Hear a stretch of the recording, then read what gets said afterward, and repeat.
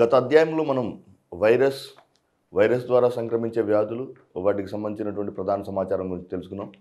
ఈరోజు బ్యాక్టీరియా యొక్క సమాచారం, బ్యాక్టీరియాలో ఉన్నటువంటి నిర్మాణం, బ్యాక్టీరియా ద్వారా కలిగేటువంటి ప్రధానమైన వ్యాధుల గురించి తెలుసుకుంటాం. ఫస్ట్ బ్యాక్టీరియా సాధారణంగా మొనెరా అనే సమూహానికి చెందిన జీవులు. సాధారణంగా ఇవి చూపించే పోషకత్వాన్ని మనం గమనించిస్తే బ్యాక్టీరియాలు సాధారణంగా స్వయం పోషకత్వాన్ని చూపుతాయి. పరపోషకత్వం, పరాన్న జీవనం మరియు పూతికాహారపు జీవనాన్ని కలిగి ఉంటాయి. పూతికాహారపు జీవనాన్ని చూపుతాయి. స్వయం పోషకత్వాన్ని చూపుతాయి, పరాన్న జీవితాన్ని చూపుతాయి మరియు పూతికాహారం. పరాన్న జీవనం అంటే వేరొక జీవి మీద ఆహారం మరియు ఆవాసం కొరకు ఆధారపడటం. పూతికాహారం అంటే మరణించిన జీవులపై ఆధారపడే జీవులను పూతికాహారపు జీవులని. స్వయం పోషకపు జీవులంటే తమ యొక్క ఆహార పదార్థాలను తమంతట తామే తయారు చేసుకునే జీవులను స్వయం పోషక జీవులని అంటారు. సాధారణంగా బ్యాక్టీరియాలో ఇవి మొనెరా సమూహానికి చెందిన బ్యాక్టీరియాల్లో అతిపెద్ద బ్యాక్టీరియా థయోమార్గరెన్షియా నమీబియా మరియు అతి చిన్న బ్యాక్టీరియా పాస్చురెల్లా. బ్యాక్టీరియాలు సాధారణంగా ఇటువంటి పోషకత్వాన్ని చూపించే బ్యాక్టీరియాలు సాధారణంగా భూమిపై ఉన్నటువంటి స్కావెంజర్స్ లేదా భూమిపై ఉన్నటువంటి అనేక రకాలైనటువంటి మరణించినటువంటి జీవులను విచ్ఛిన్నం చేసే జీవులు బ్యాక్టీరియాలు, కనుక వీటిని స్కావెంజర్స్ అని అంటారు. ఈ బ్యాక్టీరియా యొక్క అధ్యయన శాస్త్రాన్ని బ్యాక్టీరియాలజీ అని అంటారు. Very very important. సాధారణంగా మనం గమనించుస్తే బ్యాక్టీరియా యొక్క బాహ్య కవచాన్ని మీరు గమనించుస్తే బ్యాక్టీరియా యొక్క బాహ్య కవచం సెల్ వాల్ లేదా కణ కవచంతో నిర్మితమైనది. సాధారణంగా బ్యాక్టీరియా యొక్క బాహ్య కవచమైనటువంటి కణ కవచం రాసాయనికంగా పెప్టిడోగ్లైకాన్లతో నిర్మితమైనది.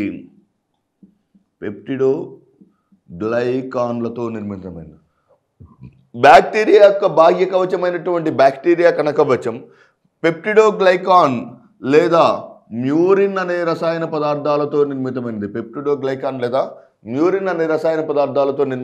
బ్యాక్టీరియా యొక్క బాహ్య కవచం. ఈ బ్యాక్టీరియాలో ఉన్నటువంటి సాధారణంగా ఇటువంటి బాహ్య కవచాన్ని కలిగినటువంటి బ్యాక్టీరియా మరియు ఈ బ్యాక్టీరియాలో మనకి సాధారణంగా కనిపించే చలనాంగాలు ఫ్లాజెల్లా మరియు పిలి,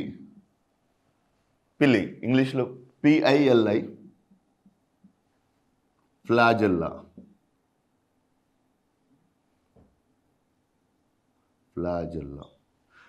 బ్యాక్టీరియాలోని చలనాంగమైనటువంటి ఫ్లాజెల్లిన్ అనే రసాయన పదార్థంతో నిర్మితమైనది.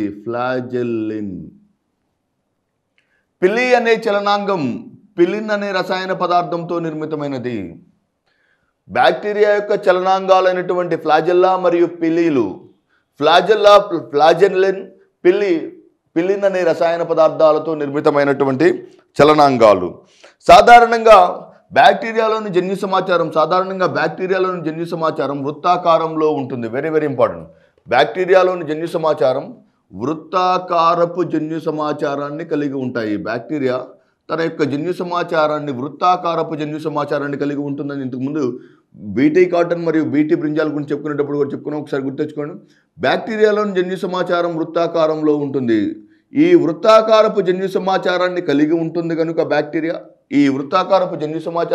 ఉన్నందువలన బ్యాక్టీరియా అనేక రకాలైనటువంటి జన్యు సాంకేతిక పరిజ్ఞానంలో ఉపయోగించబడుతుంది. బ్యాక్టీరియా యొక్క జన్యు సమాచారాన్ని వృత్తాకారపు జన్యు సమాచారం, that is very very important.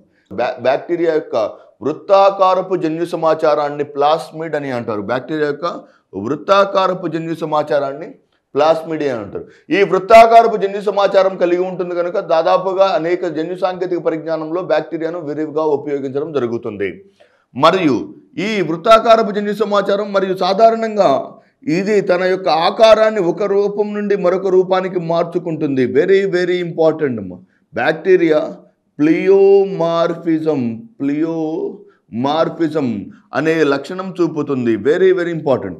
తన యొక్క ఆకారాన్ని ఒక రూపం నుండి మరొక రూపానికి మార్చుకునే లక్షణాన్ని కలిగి ఉంటుంది. ఎలా అంటే సాధారణంగా బ్యాక్టీరియాలో తన యొక్క ఆకారాన్ని ఒక రూపం నుండి మరొక రూపానికి మార్చుకోవడం ద్వారా, తన యొక్క ఆకారాన్ని ఒక రూపం నుంచి మరొక రూపానికి మార్చుకోవడం ద్వారా సాధారణంగా వీటిలో ఉన్నటువంటి జన్యు సమాచారం వృత్తాకారపు జన్యు సమాచారాన్ని కలిగి తన యొక్క ఆకారాన్ని ఒక రూపం నుంచి మరొక రూపానికి మార్చుకోవడం వలన, మరియు ఇవి సాధారణంగా వాతావరణంలో ఉన్నటువంటి నత్రజనిని వాతావరణంలోని నత్రజనిని వేరుబుడిపలలో నిక్షిప్తం చేయడానికి దోహదం జరుగుతుంది. అంటే ఇవి తమ యొక్క వృత్తాకారపు జన్యు సమాచారాన్ని కలిగి మరియు వేరుబుడిపలలోని నత్రజని స్థాపనను జరపడానికి లెగ్యూమినేసి జాతికి చెందినటువంటి వృక్షాలలో, అంటే చిక్కుడు వంటి జాతి వృక్షాలలో నత్రజని స్థాపన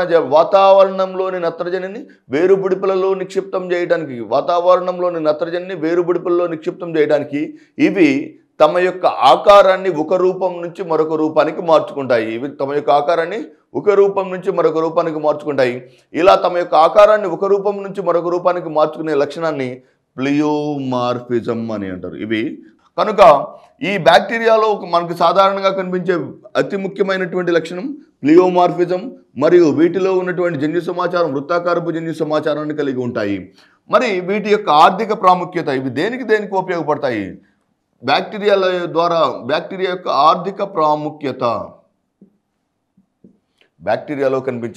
సాధారణంగా బ్యాక్టీరియాలో కనిపించే ఆర్థిక ప్రాముఖ్యత. ఇవి సాధారణంగా పెరుగు లేదా కర్డ్, పెరుగు తయారీలో ఉపయోగిస్తారు. లాక్టోబాసిల్లస్ అనే బ్యాక్టీరియా ఈస్ట్ కూడా ఉపయోగపడుతుంది. కానీ సాధారణంగా పెరుగు తయారీకి లేదా వెన్న తయారీకి వంటి పాల ఉత్పత్తుల యొక్క పదార్థాల తయారీకి ఉపయోగించే బ్యాక్టీరియా లాక్టోబాసిల్లస్. సాధారణంగా టీ మరియు టొబాకో, తేయాకు మరియు పొగాకును శుభ్రపరచడానికి లేదా క్యూరింగ్ చేయడానికి సాధారణంగా బ్యాక్టీరియాను ఉపయోగిస్తారు. నెక్స్ట్, ఎసిడోబాక్టీరియం అనే బ్యాక్టీరియాను ఉపయోగించి ఎసిడోబాక్టీరియం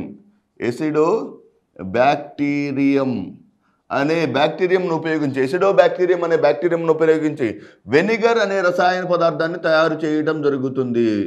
ఎసిడోబాక్టీరియంను ఉపయోగించి వెనిగర్ అనే రసాయన పదార్థాన్ని, ఆహార పదార్థాలను నిల్వ చేయడానికి ఉపయోగించే వెనిగర్ అనే రసాయన పదార్థాన్ని బ్యాక్టీరియం అనే బ్యాక్టీరియం ద్వారా ఉపయోగించడం జరుగుతుంది. నెక్స్ట్, క్లాస్ట్రీడియం అనే బ్యాక్టీరియం ద్వారా క్లాస్ట్రీడియం అనే బ్యాక్టీరియం ద్వారా రసాయనికంగా లేదా పారిశ్రామికంగా ఈథైల్ ఆల్కహాల్ యొక్క ఉత్పత్తి జరుగుతుంది. ఈథైల్ ఆల్కహాల్ను పారిశ్రామికంగా తయారు చేయడానికి ఉపయోగించే బ్యాక్టీరియాను క్లాస్ట్రీడియం అని, పారిశ్రామికంగా వెనిగర్ లేదా ఆహార పదార్థాలు నిల్వ చేసే రసాయనమైనటువంటి ఎసిటిక్ యాసిడ్ను తయారు చేయడానికి ఉపయోగించే బ్యాక్టీరియాను ఎసిడోబాక్టీరియం అని అంటారు. అజటోబాక్టర్ అనే బ్యాక్టీరియాను సాధారణంగా లెగ్యూమినేస్ లేదా వేర్ల యొక్క బొడిపెలలో నత్రజని స్థాపన కొరకు ఉపయోగించే బ్యాక్టీరియాను అజటోబాక్టర్ అని అంటారు. నెక్స్ట్, క్లాస్ట్రీడియం డ్యూటీరియం అనే బ్యాక్టీరియం ద్వారా క్లాస్ట్రీడియం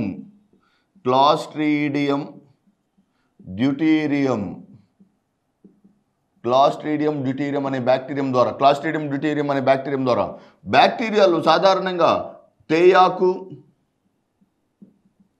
పొగాకు మరియు జనుము యొక్క క్యూరింగ్ జరుగుతుంది.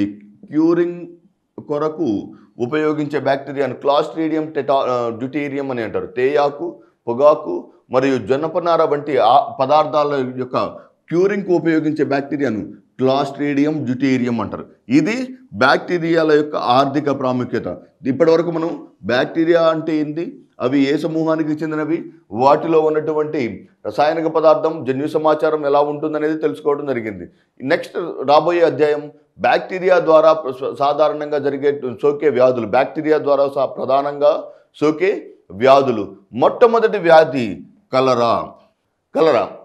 కలరాలో మనకి 2 పాయింట్లు చాలా ప్రముఖమైనటువంటి పాయింట్లు కనబడతాయి. కలరాను కలుగజేసే బ్యాక్టీరియా, మొట్టమొదటి వ్యాధి అధ్యయన శాస్త్రంలో మీరు గుర్తుపెట్టుకోవాల్సింది వ్యాధికారకం ఏ సమూహానికి చెందినది. కలరా వ్యాధిని కలుగజేసే విబ్రియో కలరా బ్యాక్టీరియా సమూహానికి చెందినదా, లేకపోతే వైరస్ సమూహానికి చెందినదా? అంటే ఏ ఈ వ్యాధులను కలుగజేసే వ్యాధికారకం యొక్క సమూహం ఏ సమూహానికి. సో బ్యాక్టీరియా వ్యాధులే, కానీ కొంతకాలం తర్వాత ఏమైపోతుంది, ఈ వ్యాధికారకాలు ఎక్కువగా అవటం వలన ఇది బ్యాక్టీరియా ద్వారా వచ్చే వ్యాధా లేకపోతే వైరస్ ద్వారా వచ్చే వ్యాధి అనే కొంత కన్ఫ్యూజన్ వస్తుంది. కలరాను కలుగు చేసే వ్యాధికారకం విబ్రియో కలరా. కలరాను కలుగు చేసే వ్యాధికారకం విబ్రియో కలరా. ఈ వ్యాధికారకమైనటువంటి విబ్రియో కలరా మానవ శరీరంలోకి కలుషితమైన నీటి ద్వారా మరియు కలుషిత ఆహార పదార్థాల ద్వారా సోకుతుంది. ఇలా మానవునికి కలుషితమైన నీరు మరియు కలుషిత ఆహార పదార్థాల ద్వారా మానవునికి సోకే ఈ వ్యాధిలో ఏ వ్యవస్థ ప్రధానంగా ప్రభావితమవుతుంది? కలరా వ్యాధిలో సాధారణంగా మానవుల్లోని ప్రభావితమయ్యే వ్యవస్థ జీర్ణ వ్యవస్థ. వ్యాధి లక్షణం అన్నప్పుడు కలరా వ్యాధిలో కనిపించే ప్రధానమైనటువంటి వ్యాధి లక్షణం వెరీ ఇంపార్టెంట్. కలరా వ్యాధిలో మనకి సాధారణంగా లేదా ప్రాథమికంగా కనిపించే వ్యాధి లక్షణం అన్నప్పుడు డీహైడ్రేషన్, నిర్జలీకరణం. మానవుని యొక్క అధిక మోషన్స్ జరుగుతాయి, కానీ మోషన్స్ వల్ల కనిపించే ప్రధానమైనటువంటి లక్షణం అంటే ఏం చెప్పుకోవచ్చు? డీహైడ్రేషన్. ఈ డీహైడ్రేషన్ అంటే ఆ వ్యాధిగ్రస్తుడి యొక్క శరీరం నుంచి నీటిని అధికంగా నష్టపోవడం జరుగుతుంది. ఈ అధికంగా నష్టపోయినటువంటి నీటి యొక్క శాతాన్ని మరలా పునరుత్పత్తి చేయడానికి నీరు ఒక్కటే పోదు, నీటితో పాటు అధిక మొత్తంలో లవణాలను నష్టపోవడం జరుగుతుంది. That is very important. ఈ కలరా వ్యాధిగ్రస్తులు కానీ లేకపోతే ఏదైనా వ్యాధిగ్రస్తుల యొక్క శరీరం నుంచి నీటిని నష్టపోయినప్పుడు నీటితో పాటు లవణాల యొక్క పునరుత్పాదన లేదా పునఃస్థాపన కొరకు చేసేటువంటి ద్రావణాన్ని ఓఆర్ఎస్ ద్రావణం అని అంటారు. ఈ ఓఆర్ఎస్ ద్రావణంలో ఉన్నటువంటి రసాయనిక కంపోజిషన్ అనేది very important area, particularly from cholera డిసీజ్లో. సాధారణంగా ఓఆర్ఎస్ ద్రావణాన్ని ఏ రసాయనాల ద్వారా తయారు చేస్తారు? ఓఆర్ఎస్లో ఉన్నటువంటి ప్రధానమైనటువంటి అనుఘటకాలు సాధారణంగా సోడియం క్లోరైడ్లో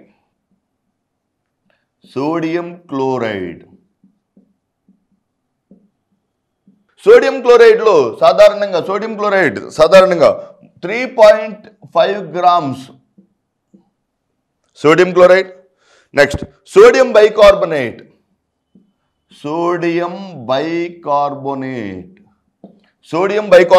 నుండి సాధారణంగా sodium bicarbonate 2.5 grams. Potassium chloride KCl 1.5 grams. Potassium chloride 1.5 grams. Glucose 20 grams. Sucrose 40 grams. ఈ టేబుల్లో వెరీ ఇంపార్టెంట్ ఇన్ఫర్మేషన్ ఉంది. ఎట్టి పరిస్థితుల్లో ఈ ఇన్ఫర్మేషన్లో ఎలా క్వశ్చన్స్ అడుగుతాడో చూద్దాం. ఉన్నటువంటి అంటే మనం ఊహించినటువంటి ఏరియాస్లో నుంచి చాలా ప్రాథమిక క్వశ్చన్ రావచ్చు. ఓఆర్ఎస్ ద్రావణంలో ఉపయోగించేటువంటి రసాయనాలలో అధిక మొత్తంలో కనిపించే రసాయనం సుక్రోస్. లేకపోతే ఎలా క్వశ్చన్ అడగవచ్చు, ఈ క్రింది లవణాలలో ఏ లవణాలు ఓఆర్ఎస్ ద్రావణంలో లభించవు అంటే సాధారణంగా sodium chloride, sodium bicarbonate, potassium chloride, glucose అన్నప్పుడు గ్లూకోజ్ మనకు తెలుసు, సోడియం క్లోరైడ్ తెలుసు, సోడియం ఉంటే కంపల్సరీగా పొటాషియం కూడా ఉంటుంది కాబట్టి, కానీ సోడియం బైకార్బోనేట్ అనుకోం. వాస్తవానికి sodium chloride 3.5 grams, sodium bicarbonate 2.5 grams, potassium chloride 1.5 grams, glucose 20 grams ఉన్నటువంటి ఓఆర్ఎస్ లవణాలను 1 లీటర్ నీటిలో పోర్టబుల్ వాటర్లో కలుపుకొని త్రాగడం ద్వారా ఆ వ్యాధిగ్రస్తుల శరీరం నుంచి డీహైడ్రేషన్ లేదా నిర్జలీకరణం అనే ప్రభావం నుండి వారు బయటపడవచ్చు. ఇది కలరాకు సంబంధించినటువంటి సమాచారం. వ్యాధికారకం విబ్రియో కలరా, కానీ ప్రభావితమయ్యే వ్యవస్థ జీర్ణ వ్యవస్థ. రెండవ వ్యాధి టైఫాయిడ్.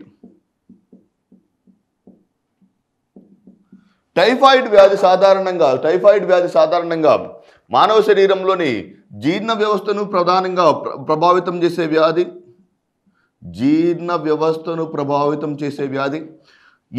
సాధారణంగా కలుగు చేసే వ్యాధికారకం సాల్మొనెల్లా టైఫీ. టైఫాయిడ్ వ్యాధిని కలుగు చేసే వ్యాధికారకం సాల్మొనెల్లా టైఫీ. ఈ సాల్మొనెల్లా టైఫీ ద్వారా సోకే ఈ టైఫాయిడ్ వ్యాధి మానవ శరీరంలో జీర్ణ వ్యవస్థను ప్రభావితం చేస్తుంది కనుక మరియు దీనిని గుర్తించడానికి చేసేటువంటి పరీక్షా విధానాన్ని వైడాల్ పరీక్ష అంటారు.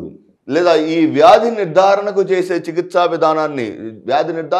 పరీక్షను వైడాల్ పరీక్ష అని అంటారు.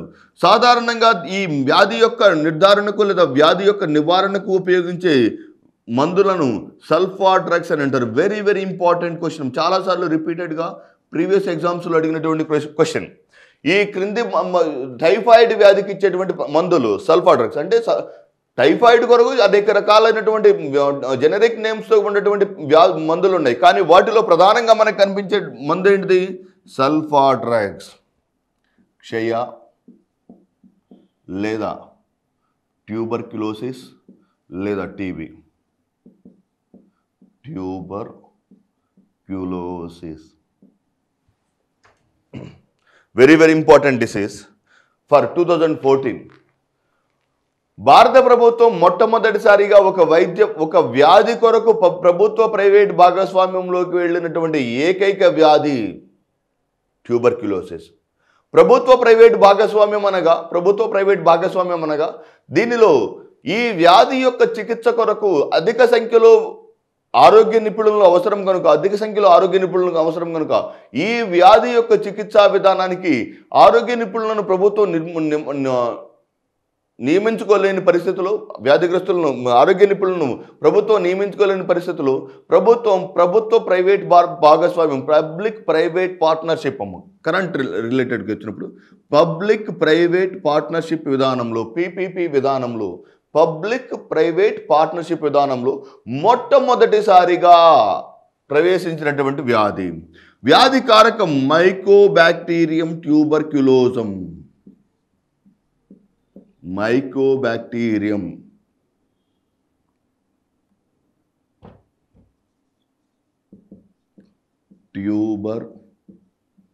ట్యూబర్క్యులోజం.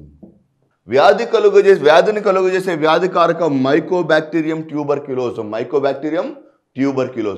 ఈ మైకోబాక్టీరియం ట్యూబర్క్యులోజం కలుగజేసే ఈ టైఫాయిడ్ వ్యాధి మానవ శరీరంలో గాలి ద్వారా సోకే వ్యాధి కారకం ఎలా వ్యాప్తి చెందుతుంది? గాలి ద్వారా వ్యాప్తి చెందుతుంది. ఒక వ్యక్తి నుంచి మరొక వ్యక్తికి, వ్యాధిగ్రస్తుడైనటువంటి మానవుడి నుంచి ఆరోగ్యవంతమైన మానవునికి సోకడానికి ప్రధానమైనటువంటి కారకం గాలి. ఈ గాలి ద్వారా సోకినటువంటి ఈ వ్యాధిని నిర్ధారించడానికి చేసే పరీక్షా విధానాన్ని మాంటాక్స్ పరీక్ష అని అంటారు. Very very important. ఇంతకుముందు మనం చూసాము టైఫాయిడ్ వ్యాధికి చేసేటువంటి పరీక్షా విధానాన్ని వైడాల్ పరీక్షా విధానం అని, వేరాజ్ in the case of TB వ్యాధిని నిర్ధారించడానికి చేసే పరీక్షా విధానాన్ని మాంటాక్స్ పరీక్షా విధానం అని అంటారు. ఈ వ్యాధి విధానంలో సాధారణంగా ఈ వ్యాధి నివారణకు చేసే చికిత్సా విధానాన్ని లేదా ఆధునిక చికిత్సా విధానాన్ని DOTS అని అంటారు. Dots directly observed treatment short course. ఈ అంటే లేదా డాట్స్ చికిత్సా విధానాన్ని ఈ క్రింది వ్యాధుల్లో ఏ వ్యాధి కొరకు ఇవ్వటం జరుగుతుంది? డాట్స్ చికిత్సా విధానాన్ని ఈ క్రింది వ్యాధుల్లో ఏ వ్యాధికి ఇవ్వటం జరుగుతుంది? సాధారణంగా క్షయ వ్యాధికి చేసేటువంటి చికిత్సా విధానాన్ని డాట్స్ చికిత్సా విధానం అని అంటారు. ఈ డాట్స్ చికిత్సా విధానంలో ఏం జరుగుతుందంటే ఒక ఆరోగ్య నిపుణుడు ఉదయాన్నే లేకపోతే సాయంత్రం లేదా ఒక వ్యాధిగ్రస్తునికి తన యొక్క ప్రత్యక్ష పర్యవేక్షణలో వెరీ వెరీ ఇంపార్టెంట్, వ్యాధిగ్రస్తుని యొక్క ప్రత్యక్ష పర్యవేక్షణలో ఆరోగ్య నిపుణుని యొక్క ప్రత్యక్ష పర్యవేక్షణలో వ్యాధిగ్రస్తునకు చికిత్సను అందించడాన్ని డాట్స్ చికిత్సా విధానం లేదా directly observed treatment short course. ఎప్పుడైతే ఈ వ్యాధిగ్రస్తుడు తన యొక్క చికిత్సా విధానాన్ని నిరంతరం అలా కంటిన్యూస్గా లేదా అలాగే కొనసాగించడం ఆపేస్తాడు, వెంటనే అతనిలో కనిపించేటువంటి 2 రకాలైనటువంటి రోగ నిరోధక శక్తులు కనిపిస్తాయి. One is MDR and XDR, multi drug resistance and extreme drug resistance.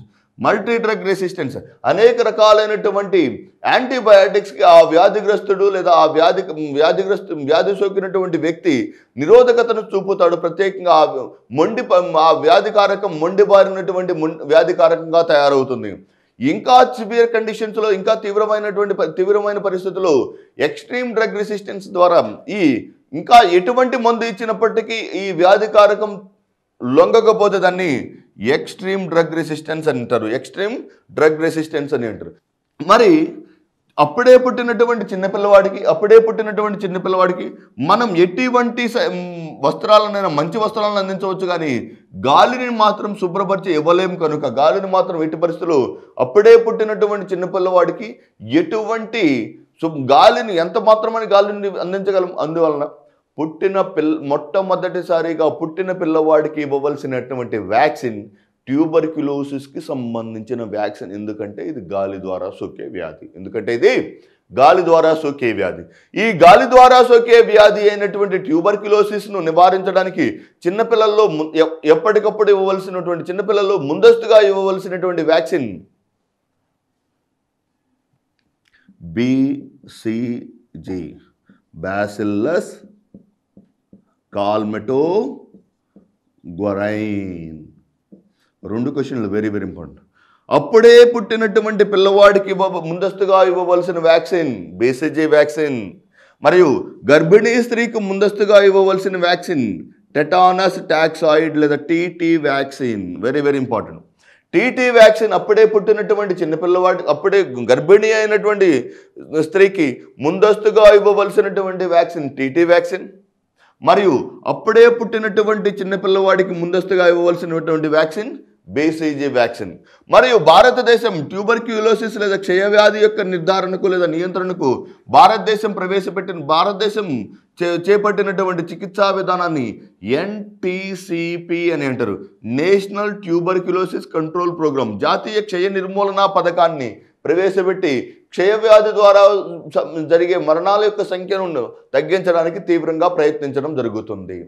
TB లేదా క్షయవ్యాధి తర్వాత ప్రముఖమైనటువంటి వ్యాధి 4వ వ్యాధి లెప్రసీ లేదా కుష్టు. వ్యాధికారకం మైకోబాక్టీరియం లెప్రీ.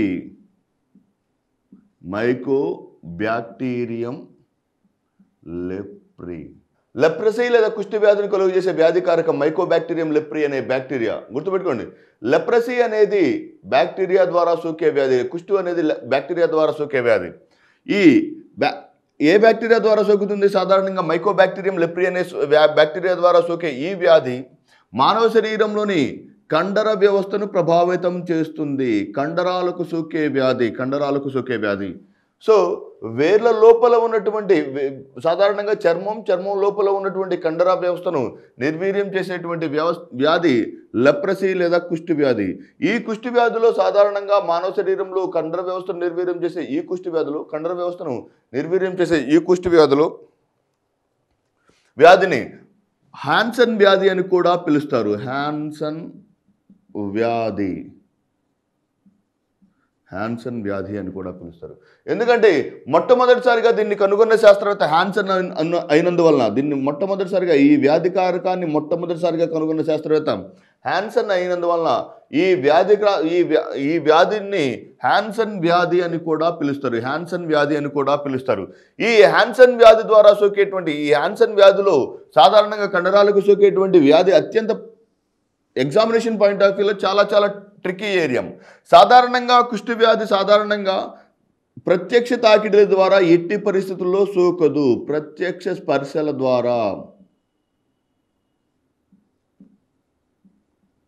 లేదా డైరెక్ట్ కాంటాక్ట్ లేదా ప్రత్యక్ష స్పర్శల ద్వారా ఒక వ్యక్తి నుంచి మరొక వ్యక్తికి సోకదు. ఒక మల్టీ డ్రగ్ థెరపీ, దీన్ని నివారణకు ఉపయోగించే చికిత్సా విధానాన్ని MDT లేదా మల్టీ డ్రగ్ థెరపీ. ఈ మల్టీ డ్రగ్ థెరపీ ద్వారా MDT లేదా మల్టీ డ్రగ్ థెరపీ ద్వారా ఉపయోగించేటువంటి మందుల ద్వారా సాధారణంగా ఈ వ్యాధి ఒక వ్యక్తి నుంచి మరొక వ్యక్తికి సోకదు ప్రత్యక్ష. కానీ వ్యాధిగ్రస్తురాలైనటువంటి తల్లి నుండి శిశువుకి ఈ వ్యాధి సోకుతుంది. లెప్రసీ లేదా కుష్టి వ్యాధి, మైకోబాక్టీరియం లెప్రేయి అనే బ్యాక్టీరియా ద్వారా సోకే ఈ వ్యాధి మొట్టమొదటిసారిగా కనుగొన్న శాస్త్రవేత్త హ్యాన్సన్ అనే మహాశయుడు కనుగొన్నటువంటి ఈ వ్యాధి సాధారణంగా వ్యాధిగ్రస్తురాలైన తల్లి నుండి శిశువుకి సోకే వ్యాధి.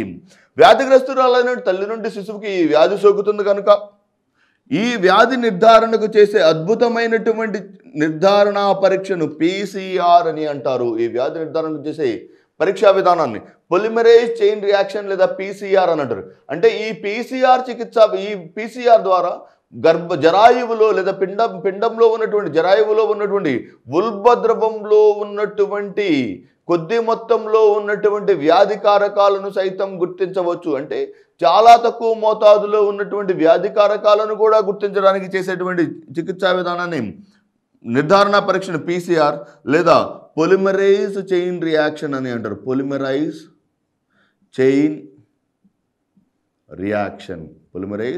చైన్ రియాక్షన్ అని అంటారు. తర్వాత వ్యాధి ప్లేగ్.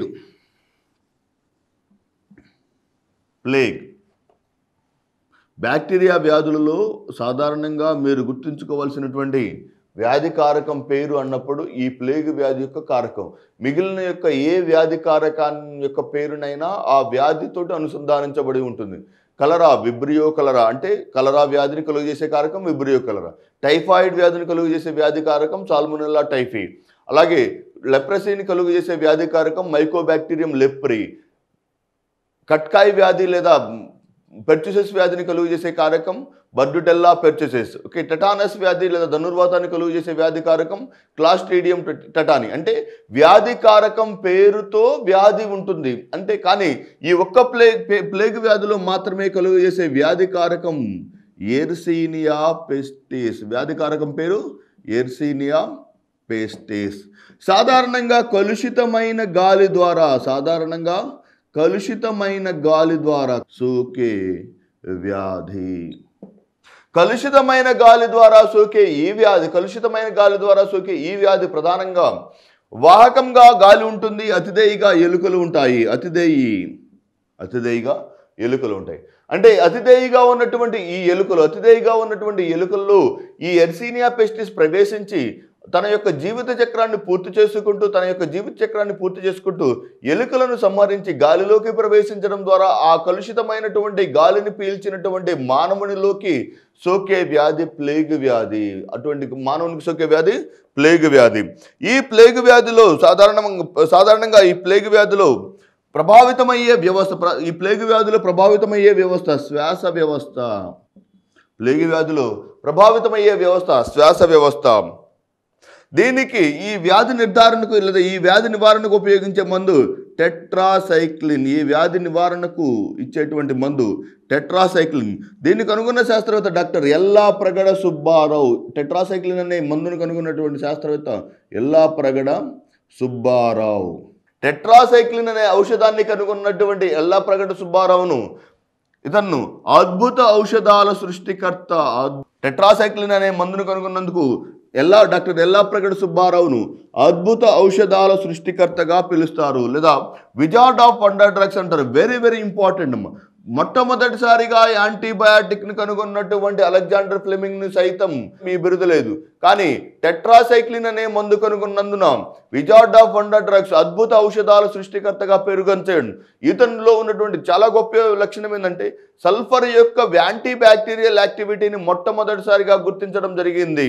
అంటే అద్భుత ఔషధాల సృష్టికర్త అయినటువంటి డాక్టర్ ఎల్లాప్రగడ సుబ్బారావు కనుగొన్నటువంటి టెట్రాసైక్లిన్ లేదా టెట్రామైసిన్ని ఉపయోగించడం ద్వారా నివారించదగే వ్యాధి ప్లేగు వ్యాధి.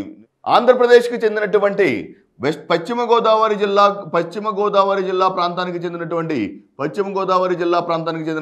ఈ ఎల్లాప్రగడ సుబ్బారావు అద్భుత ఔషధాల సృష్టికర్త అయినటువంటి ఈ ఎల్లాప్రగడ సుబ్బారావు టెట్రాసైక్లిన్ అనే మందును కనుగొన్నాడు. మరియు ఈ మందును టెట్రాసైక్లిన్ లేదా టెట్రామైసిన్ అనే మందును అమెరికాలో సుబ్బావోమైసిన్ అని కూడా వ్యవహరిస్తారు. Very very important. పెన్సిలిన్ కనుగొన్నటువంటి అలెగ్జాండర్ ఫ్లెమింగ్ కన్నా కూడా అత్యంత ప్రముఖమైనటువంటి వ్యక్తి doctor Yellapragada Subbarao. Doctor Yellapragada Subbarao. Next, ఇప్పటి వరకు మనం వ్యాక్సినేషన్ గురించి ప్రాథమికంగానే చర్చిస్తూ వచ్చాం. ఇప్పుడు తప్పనిసరిగా వ్యాక్సినేషన్ అనే concept very very important.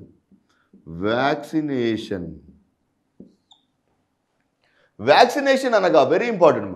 Vaccination అనగా సాధారణంగా చూడండి, వెరీ వెరీ ఇంపార్టెంట్. ఒక వ్యక్తిలో వ్యాధిని కలుగజేసే కారకాన్ని వ్యాధి కారకం అని అంటారు. అది గాలి ద్వారా వ్యాధి సోకవచ్చు, నీటి ద్వారా వ్యాధి సోకవచ్చు, లేకపోతే వాయువుల ద్వారా వ్యాధి సోకవచ్చు, లేకపోతే బ్యాక్టీరియా ద్వారా వ్యాధులు సోకవచ్చు, లేదా వైరస్ ద్వారా వ్యాధి సోకవచ్చు, శిలీంధ్రాల ద్వారా వ్యాధి సోకవచ్చు, లేకపోతే ప్రోటోజోవా ద్వారా సైతం వ్యాధి సోకవచ్చు. అంటే వ్యాధిని కలుగజేసే కారకాలు అనేక రకాలైనటువంటి కారకాలను వ్యాధి కారకం, దీనినే యాంటీజెన్ లేదా ప్రతిజనకం అని అంటారు. సాధారణంగా మానవ శరీరంలోకి వ్యాధిని కలుగజేసే రసాయన పదార్థాలను లేదా జీవులను వ్యాధిని కలుగజేసే జీవ లేదా నిర్జీవ కారకాలను యాంటీజెన్ లేదా ప్రతిజనకం అని అంటారు. అయితే ఎప్పుడైతే ఈ ప్రతిజనకం మానవ శరీరంలోకి ప్రవేశిస్తుందో ఆ ప్రతిజనకాన్ని సంహరించడానికి మానవ శరీరంలోని రక్షణ వ్యవస్థ అయినటువంటి యాంటీబాడీ లేదా ప్రతిరక్షకాలు తయారవుతాయి. దీనికి యాంటీజెన్ ప్రతిజనకానికి వ్యతిరేకంగా తయారయ్యేటువంటి కారకాన్ని యాంటీబాడీ లేదా ప్రతిరక్షకం ఎల్లప్పుడూ మానవ శరీరంలో ఉన్నటువంటి ప్రతిజనకానికి వ్యతిరేకంగా ఉన్నటువంటి కారకాన్ని యాంటీబాడీ లేదా ప్రతిరక్షకం అంటారు. ఈ రెండింటి మధ్య ఎల్లప్పుడూ ఒక నిర్దిష్టమైన పోరాటం జరుగుతూ ఉంటుంది, ప్రతిజనకం మరియు ప్రతిరక్షకాల మధ్య. ఈ ప్రతిజనకం ప్రతిరక్షకాన్ని సంహరించడానికి ప్రయత్నిస్తూ ఉంటుంది. ఎప్పుడైతే ప్రతిజనకం మానవ శరీరంలోకి ప్రవేశిస్తుందో దాన్ని సంహరించడానికి ప్రతిరక్షకాలు దోహదం చేస్తాయి. అంటే మరి వ్యాక్సినేషన్ సమయంలో ఏం జరుగుతుంది? సాధారణంగా చాలా సింపుల్ లాజిక్ చూడండి. 1860 సంవత్సరంలో వ్యాక్సినేషన్ పితామహుడైనటువంటి డాక్టర్ ఎడ్వర్డ్ జెన్నర్ 1860వ దశకంలో వ్యాక్సినేషన్ పితామహుడైనటువంటి ఎడ్వర్డ్ జెన్నర్ తన వైద్య విద్యను అభ్యసించే సమయంలో వారి దగ్గరికి ఒక పశువుల కాపరి వచ్చి ఇలా కంప్లైంట్ చేయడం జరిగింది. మీరు కూడా చాలాసార్లు గమనించి ఉంటారు. Very very important. ఒకసారి చికెన్ పాక్స్ లేదా మసూచి సోకినటువంటి వ్యాధిగ్రస్తుడికి మరలా అదే వ్యాధి రెండవసారి రావటం లేదు. చాలాసార్లు మీరు గమనించి ఉంటారు. కాకపోతే ఇదే కాన్సెప్ట్ని మొట్టమొదటిసారిగా 1860వ దశకంలో ఒక నిరక్షరాస్యుడైనటువంటి పశువుల కాపరి గుర్తించి అతనికి దగ్గర ఉన్నటువంటి పశువులలో ఒకసారి గాలికుంటు వ్యాధి సోకినటువంటి పశువుకి మరలా రెండవసారి అదే వ్యాధి రావటం లేదు అని గుర్తించి ఎడ్వర్డ్ జెన్నర్కు చెప్పడం గమనించాడు. ఏమని చెప్పాడు? ఒకసారి వ్యాధి వచ్చినటువంటి జీవికి అదే వ్యాధి రెండవసారి రావటం లేదని చెప్పాడు. అంటే రెండవసారి రావటం లేదంటే దానిలో ఉన్నటువంటి ఏదో ఒక రక్షక వ్యవస్థ వల్ల, అంటే ఒకసారి మానవ శరీరంలోకి ఏదైనా వ్యాధికారకం ప్రవేశిస్తే దానిని నివారించడానికి మానవ శరీరంలో ఒక రక్షణ వ్యవస్థ బయలుదేరుతుంది. దాన్ని నివారించడానికి మానవ శరీరంలో ఏదో ఒక రక్షణ వ్యవస్థ బయలుదేరుతుంది.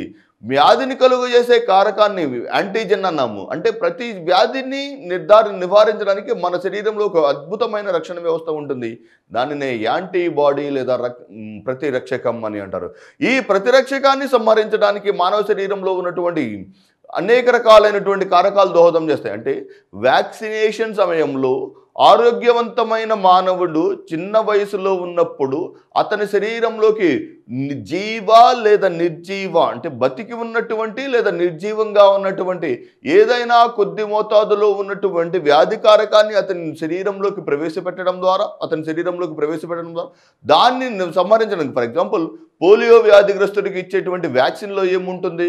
పోలియో వ్యాధికారకం ఉంటుంది. పోలియో వ్యాధికారకానికి అగైనెస్ట్గా అతని శరీరంలో ఏమవుతాయి?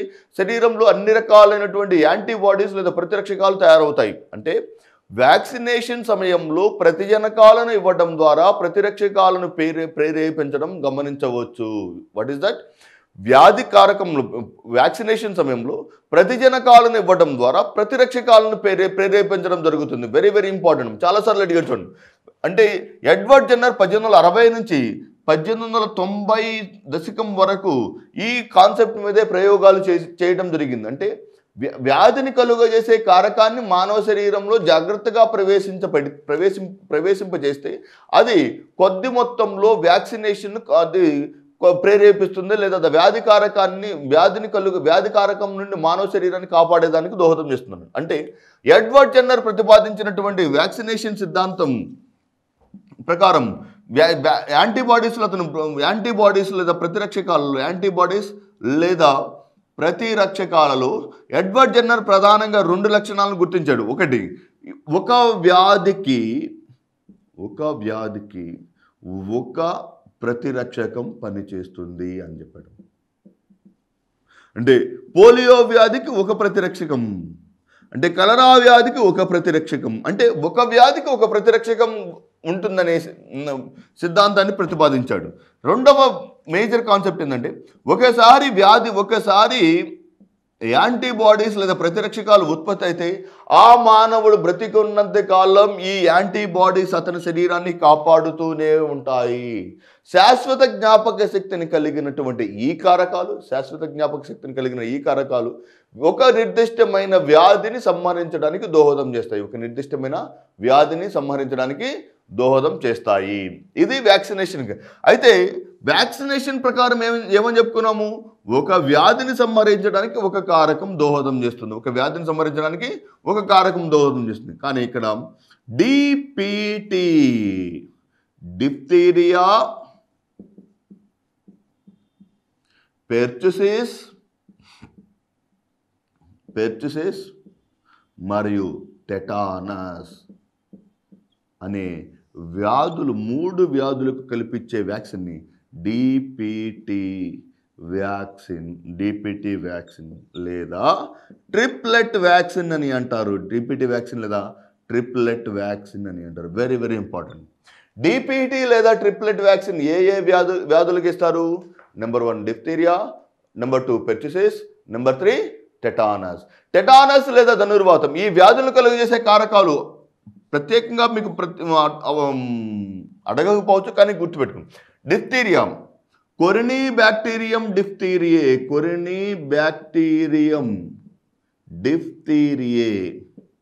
బార్డుటెల్లా పెర్చుసిస్, క్లాస్ట్రీడియం టెటానీ.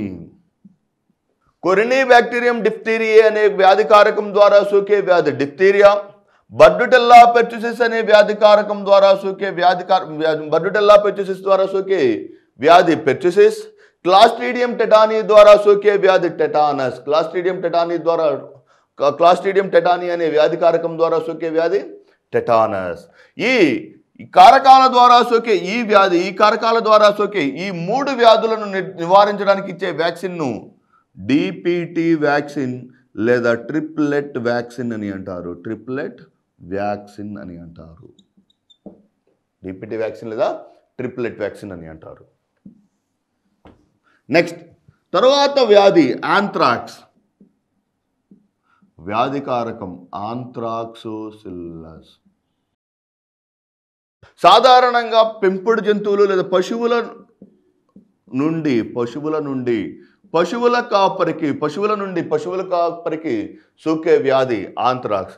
ఈ పశువులు మరణించడం ద్వారా లేదా పశువుల నుండి పశువుల యొక్క గాలి ద్వారా పశువుల కాపరులకు సాధారణంగా సోకే వ్యాధి ఆంత్రాక్స్ అనే వ్యాధికారకం మానవ శరీరంలోకి ప్రవేశించడం ద్వారా సోకే వ్యాధి. సాధారణంగా ప్రభావితమయ్యే వ్యవస్థ శ్వాస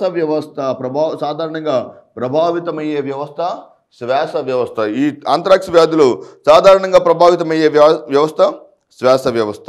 నెక్స్ట్ బొటులిజం లేదా ఫుడ్ పాయిజనింగ్ వ్యాధి.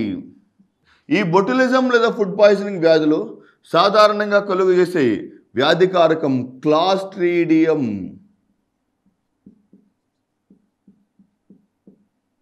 బొటులినం. క్లాస్ట్రీడియం బొటులినం అనే వ్యాధికారకం ద్వారా ఈ వ్యాధి బొటులిజం కలుషితమైన ఆహారం ద్వారా సోకుతుంది. సాధారణంగా కలుషితమైన ఆహారం ద్వారా సోకే వ్యాధి బొటులిజం లేదా ఫుడ్ పాయిజనింగ్ వ్యాధి. వ్యాధికారకం బొటులినం. మెనింజైటిస్.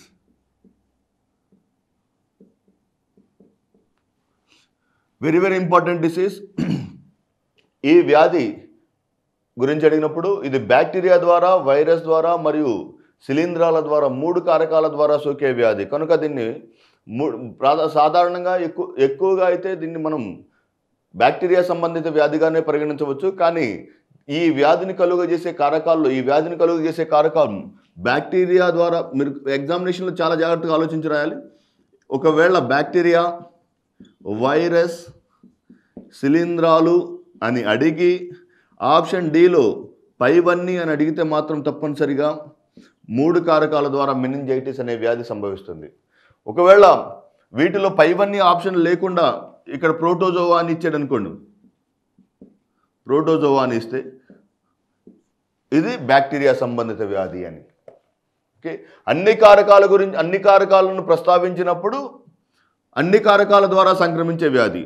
అన్ని కారకాలనే ఆప్షన్ లేనప్పుడు ఇది సాధారణంగా బ్యాక్టీరియా ద్వారా సంక్రమించే వ్యాధి.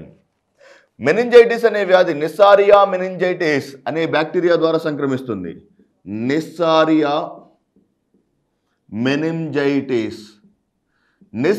మెనింజైటిస్ అనే వ్యాధి కారకం ద్వారా సోకే ఈ వ్యాధి మెదడులోని మస్తిష్క మేరు ద్రవాన్ని ప్రభావితం చేస్తుంది. పేరులోనే ఉంది చూడండి, వెరీ ఇంపార్టెంట్.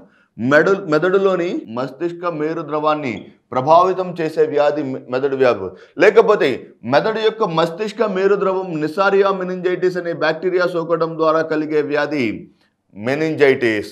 మస్తిష్కం అంటే మెదడు, మేరు అంటే వెన్నుపాము. మెదడు మరియు వెన్నుపాములో ఉన్నటువంటి ద్రవరూప పదార్థమైనటువంటి లేదా మెదడు మరియు వెన్నుపామును అనుసంధానించే ద్రవరూప పదార్థానికి నిస్సారియా మెనింజైటిస్ అనే వ్యాధికారకం సోకడం ద్వారా సోకే వ్యాధి. సాధారణంగా దీనిలో గాలి ద్వారా సోకే వ్యాధి. ఇది సాధారణంగా గాలి ద్వారా సోకే వ్యాధి. సో ఇన్ఫ్లమేషన్ టు ద మెదడు మరియు వెన్నుపాములను అనుసంధానించే మస్తిష్క మేరు ద్రవానికి నిస్సారియా మెనింజైటిస్ అనే వ్యాధికారకం ద్వారా సోకడం ద్వారా కలిగే అత్యంత ప్రమాదకరమైన మరియు ప్రభావితపూరితమైనటువంటి వ్యాధి మెనింజైటిస్. సో ఇక్కడితోటి బ్యాక్టీరియా సంబంధిత వ్యాధులు మరియు వాటికి సంబంధించినటువంటి కారకాలు, వాటికి సంబంధించినటువంటి డిస్కస్ ఇప్పటివరకు. బ్యాక్టీరియా యొక్క జంతురాజ్యం, బ్యాక్టీరియా ఏ సమూహానికి చెందినవి, బ్యాక్టీరియాలో ఉన్నటువంటి ప్రధాన వర్గాలు, బ్యాక్టీరియా ద్వారా సోకే వ్యాధుల గురించి మనం ఇప్పటివరకు చర్చించుకుంటూ వచ్చాం. తర్వాత ప్రధానమైనటువంటి కారకం, బ్యాక్టీరియా తర్వాత వచ్చేటువంటి ప్రధానమైన కారకం వెరీ ఇంపార్టెంట్, ప్రోటోజోవా సంబంధిత వ్యాధులు. ప్రో అనగా మొట్టమొదటి ప్రాథమిక, జువా అనగా జంతువులు. ప్రాథమికంగా లేదా మొట్టమొదటిసారిగా భూమి మీద ఏర్పడినటువంటి జంతువులు కనుక వీటిని ప్రోటోజోవా జంతువులు అంటారు. ఇవి భూమి మీద మొట్టమొదటిసారిగా ఏర్పడినవి కనుక పరిణామ పరంగా లేదా పర్యావరణ పరంగా లేకపోతే ఒక జీవి ఆవరణ వ్యవస్థలో ఏర్పడడానికి కనిపించే అతి ముఖ్యమైన జీవులు, ఆవరణ వ్యవస్థలో జీవులు ఏర్పడడానికి కారణమైనటువంటి అతి ముఖ్యమైన జీవులను ప్రోటోజోవా జీవులు. జంతు రాజ్యంలో మొట్టమొదటిసారిగా ఏర్పడిన ఏకకణ అభివృద్ధి చెందిన జీవులు, ఏకకణ అభివృద్ధి చెందిన జీవులను ప్రోటోజోవా జీవులు అంటారు. సాధారణంగా వీటిలో ఒకే కణం ఉంటుంది. సాధారణంగా ఇవి ఏకకణాన్ని కలిగిన జీవులు మరియు ఈ ఏకకణాన్ని కలిగినందువలన వీటిలో ఉన్నటువంటి జన్యు సమాచారం కూడా ఒకే జన్యు సమాచారం ఉంటుంది. ఈ ప్రోటోజోవా జీవులలో మనకి ప్రాథమికంగా కనిపించే వ్యాధి మలేరియా. ప్రోటోజోవా ద్వారా సోకే అతి ప్రధానమైనటువంటి వ్యాధి అయినటువంటి మలేరియా ప్లాస్మోడియం వైవాక్స్ అనే వ్యాధికారకం ద్వారా సోకుతుంది. ప్లాస్మోడియం వైవాక్స్ అనే ప్రోటోజోవా ద్వారా సోకే ఈ వ్యాధి, ప్లాస్మోడియం వైవాక్స్ అనే ప్రోటోజోవా ద్వారా సోకే ఈ వ్యాధి మానవ శరీరంలోని కాలేయాన్ని ప్రభావితం చేస్తుంది. వాస్తవానికి మలేరియా అనగా లిటరల్ మీనింగ్ బ్యాడ్ ఎయిర్ లేదా చెడు గాలి. వాస్తవానికి ప్రాథమికంగా ఈ వ్యాధి గురించి 18-19 దశాబ్దాల ప్రాంతంలో ఈ వ్యాధి సాధారణంగా కలుషితమైనటువంటి గాలి ద్వారా సోకే వ్యాధిగా ప్రజలు సాధారణంగా గుర్తించడం జరిగింది. కానీ తదనంతరం సర్ రొనాల్డ్ రాస్ అనేటువంటి శాస్త్రవేత్త 1902 సంవత్సరంలో నోబెల్ బహుమతిని వైద్య రంగంలో పొందినటువంటి సర్ రొనాల్డ్ రాస్ ఈ వ్యాధికారకం యొక్క జీవిత చక్రాన్ని, ప్లాస్మోడియం వైవాక్స్ అనే వ్యాధికారకం మానవ శరీరంలోకి ఈ వ్యాధికారకం దోమకాటు ద్వారా సోకుతుందని చెప్పారు. సో మానవ శరీరంలో ఈ వ్యాధిని కలుగజేసే వ్యాధికారకమేమో ప్లాస్మోడియం వైవాక్స్. ప్రభావితమయ్యే అవయవం కాలేయం. మానవ శరీరంలో దీని యొక్క ప్రభావం వలన ప్లాస్మోడియం వైవాక్స్ మానవ శరీరంలోకి ప్రవేశింపజేయడానికి దోహదం చేసేది ఆడ అనాఫిలస్ దోమ. ఈ దోమకాటు ద్వారా మానవ శరీరంలోకి సోకేటువంటి అత్యంత ప్రమాదకరమైనటువంటి వ్యాధి అయినటువంటి ప్లాస్మోడియం వైవాక్స్ ఎలా ప్రవేశిస్తుంది? Very very important. లేదా మలేరియా పరాన్నజీవి యొక్క జీవిత చక్రం. ఈ జీవిత చక్రాన్ని మొట్టమొదటిసారిగా కనుగొన్న శాస్త్రవేత్త సర్ రొనాల్డ్ రాస్. ఇతను ఈ మలేరియా పరాన్నజీవి యొక్క జీవిత చక్రాన్ని కనుగొన్నందుకు మలేరియా పరాన్నజీవి యొక్క జీవిత చక్రాన్ని కనుగొన్నందుకు ఇతనికి 1902 సంవత్సరంలో వైద్య రంగంలో నోబెల్ బహుమతి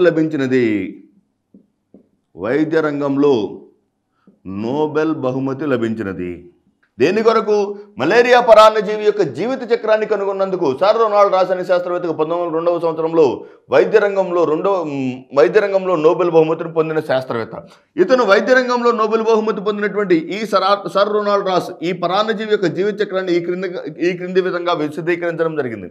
ఎప్పుడైనా వ్యాధికారకం మానవ శరీరంలోకి ప్రవేశించడానికి దోమకాటు ద్వారా మానవ శరీరంలోకి ప్రవేశించేటప్పుడు ఒక దోమ ఆడ అనాఫిలస్ దోమ ఆరోగ్యవంతమైన మానవ శరీరాన్ని కుట్టినప్పుడు తన యొక్క లాలాజలం ద్వారా, తన యొక్క దంతాల ద్వారా, తన యొక్క తొండం ద్వారా స్పోరోజాయిట్లను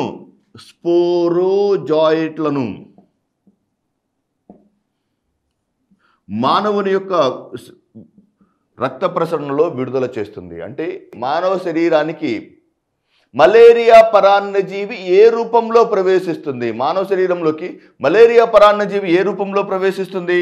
స్పోరోజాయిట్ల రూపంలో ప్రవేశిస్తుంది. ఎప్పుడైతే ఈ స్పోరోజాయిట్లు ఎర్ర రక్త కణాల ద్వారా ప్రయాణిస్తాయో, ఎవరి ద్వారా ప్రయాణిస్తాయి? ఆర్బీసీ లేదా రెడ్ బ్లడ్ కార్పస్కల్స్ లేదా ఎర్ర రక్త కణాల ద్వారా స్పోరోజాయిట్లు మానవ శరీరంలోకి ప్రవేశించి, మానవ శరీరంలోని ఎర్ర రక్త కణాల ద్వారా ప్రయాణించి, ఎర్ర రక్త కణాల గుండా మానవ శరీరంలోకి ప్రవేశించిన తర్వాత ఈ స్పోరోజాయిట్లు ఎర్ర రక్త కణాలలో గుండా ప్రవేశించి మొట్టమొదటిసారిగా కాలేయమునకు చేరుతాయి. ఎర్ర రక్త కణాల ద్వారా ఎక్కడికి చేరుతాయి? కాలేయమునకు లివర్కు చేరి ఈ కాలేయంలోని హెపాటోసైట్స్, కాలేయంలోని కణాలను వెరీ వెరీ ఇంపార్టెంట్, కాలేయం యొక్క కణాలను హెపాటోసైట్స్ అని, కాలేయం యొక్క అధ్యయన శాస్త్రాన్ని హెపటాలజీ అని అంటారు. కాలేయంలోని కణాలను హెపాటోసైట్స్ అని, కాలేయం యొక్క అధ్యయన శాస్త్రాన్ని ఏమంటారు? హెపటాలజీ. కాలేయం యొక్క అధ్యయన శాస్త్రం హెపటాలజీ కనుక అంటే కాలేయంలోని కణాలైనటువంటి హెపాటోసైట్లలోకి ఏ దశల్లో మలేరియా పరాన్నజీవి ప్రవేశిస్తుందన్నా కూడా స్పోరోజాయిట్లే. Very very important. మానవ శరీరంలోకి మలేరియా పరాన్నజీవి ఏ రూపంలో ప్రవేశిస్తుంది? స్పోరోజాయిట్లు. మానవ శరీరంలోకి స్పోరోజాయిట్లు ప్రవేశించిన తర్వాత కాలేయ కణాలను ఏ దశలో చేరుతాయి? స్పోరోజాయిడ్. స్పోరోజాయిట్ల దశలో మానవ శరీరంలోని ఎర్ర రక్త కణాలలోకి ప్రవేశించినటువంటి మానవ శరీరంలోని కాలేయ కణాలలోకి ప్రవేశించినటువంటి స్పోరోజాయిట్లు కాలేయ కణాలలో అనేక సంఖ్యలో విభజన చెంది మీరోజాయిట్స్గా రూపాంతరం చెందుతాయి. మానవ శరీరానికి వెళ్ళేటువంటి దశ అయితే స్పోరోజాయిట్లు. కాలేయంలో ప్రతి ఒక్క కాలేయ కణం, ప్రతి ఒక్క హెపాటోసైట్ ఒక్కొక్క స్పోరోజాయిట్ని నుండి మిలియన్ల సంఖ్యలో మీరోజాయిట్లను విడుదల చేస్తాయి. మిలియన్ల సంఖ్యలో మీరోజాయిట్లను విడుదల చేస్తాయి. మరలా ఈ మీరోజాయిట్లు తిరిగి ఇది ఎక్కడ ఏర్పడుతుంది? ఈ కాలేయంలో జరిగింది. ఇది స్పోరోజాయిట్స్ కాలేయంకి ఎలా ప్రయాణించినాయి? ఆర్బీసీ ఎర్ర రక్త కణాల ద్వారా. మీరోజాయిట్లు మరలా తిరిగి ఎర్ర రక్త కణాలలో లేదా ఆర్బీసీలోకి ప్రవేశించి మీరోజాయిట్లు ఎర్ర రక్త కణాలలోకి ప్రవేశించిన తర్వాత మానవ శరీరంలోని మరలా ఎర్ర రక్త కణాల్లోకి ప్రవేశించి ఇవి 2 రకాలైనటువంటి విభజనను చూపుతాయి. ఒకటి అలైంగిక విభజన, 2 లైంగిక విభజన. Very very important. అంటే అలైంగిక విభజన ద్వారా మరలా మీరోజాయిట్లు అదే సంఖ్యలో ఉన్నటువంటి మీరోజాయిట్లను విడుదల చేస్తాయి. అలైంగిక విభజన ద్వారా లేదా అలైంగిక ప్రత్యుత్పత్తి ద్వారా మీరోజాయిట్ల వలయంలాగా రూపాంతరం చెందుతాయి. ఏర్పడిన తర్వాత ఈ లైంగిక ప్రత్యుత్పత్తి ద్వారా ఏర్పడినటువంటి మరలా లైంగిక ప్రత్యుత్పత్తి ద్వారా స్త్రీ మరియు పురుష సిద్ధ బీజాలు ఏర్పడతాయి. స్త్రీ మరియు పురుష సిద్ధ బీజాల యొక్క ఏర్పాటు కనిపిస్తుంది. ఈ స్త్రీ మరియు పురుష సిద్ధ బీజాలు మరలా మరొక దోమ యొక్క కాటు ద్వారా దోమలోకి ప్రవేశిస్తాయి. ఈ స్త్రీ మరియు పురుష సిద్ధ బీజాలు దోమ యొక్క లాలాజలంలోకి ప్రవేశించినటువంటి స్త్రీ మరియు పురుష సిద్ధ బీజాలు దోమ యొక్క శరీరంలో ఇవి ఫలదీకరణం చెంది ఊకైనట్స్గా ఏర్పడతాయి. ఈ ఊకైనట్స్ తిరిగి దోమ యొక్క శరీరంలో స్పోరోజాయిట్లుగా రూపాంతరం చెందుతాయి. ఈ స్పోరోజాయిట్స్ మరలా మరొక ఆరోగ్యవంతమైన మానవుడి శరీరంలోకి ప్రవేశించి మరలా ఈ వలయాన్ని పూర్తి చేస్తాయి. అంటే ఇక్కడి నుంచి సిద్ధ బీజాల యొక్క సంయోగానికి కారణం సిద్ధ బీజాలు సంయోగం చెందడం ద్వారా ఏర్పడినటువంటి ఊకైనట్స్ కానీ ఊకైనట్స్ సంయోగం చెందడం ద్వారా ఏర్పడినటువంటి ఊకైనట్స్ ఫలదీకరణం చెందడం మరలా అభివృద్ధి చెందడం ద్వారా స్పోరోజాయిట్లుగా ఏర్పడిన వలయం దోమలో జరిగే వలయం. ఇది ఎక్కడ జరుగుతుంది? దోమలో జరుగుతుంది. మరి స్పోరోజాయిట్లు మీరోజాయిట్లు లైంగిక మరియు అలైంగిక ప్రత్యుత్పత్తి చూపటం ఇది మానవుని యొక్క శరీరంలో జరుగుతుంది. స్పోరోజాయిట్లు ఎర్ర రక్త కణాల ద్వారా ప్రవేశించి కాలేయ కణాలను చేరి మీరోజాయిట్లుగా రూపాంతరం చెందుతాయి. మీరోజాయిట్లుగా రూపాంతరం లేదా అభివృద్ధి చెందినటువంటి స్పోరోజాయిట్లు మరలా ఎర్ర రక్త కణాలకు చేరి లైంగిక మరియు అలైంగిక ప్రత్యుత్పత్తిని చూపుతాయి. అలైంగిక ప్రత్యుత్పత్తి ద్వారా వాటి యొక్క సంఖ్యను మరియు వాటిలో ఉన్నటువంటి క్రోమోజోముల సంఖ్యను విస్తృతం చేసుకుంటాయి. మరియు లైంగిక ప్రత్యుత్పత్తి ద్వారా ఏర్పడినటువంటి స్త్రీ మరియు పురుష సిద్ధ బీజాలు దోమ యొక్క లాలాజలంలోకి ప్రవేశించి ఊకైనట్స్గా రూపాంతరం చెందుతాయి. ఊకైనట్స్ తిరిగి స్పోరోజాయిట్లను చేరుకుంటాయి. ఇది దోమ యొక్క మలేరియా వ్యాధిని కలుగజేసేటువంటి ప్లాస్మోడియం వైవాక్స్ యొక్క జీవిత చరిత్ర. ఈ జీవిత చరిత్రను మలేరియా వ్యాధి యొక్క పరాన్నజీవి యొక్క జీవిత చరిత్రను కనుగొన్న శాస్త్రవేత్త సర్ రొనాల్డ్ రాస్ అనే మహాశయుడు.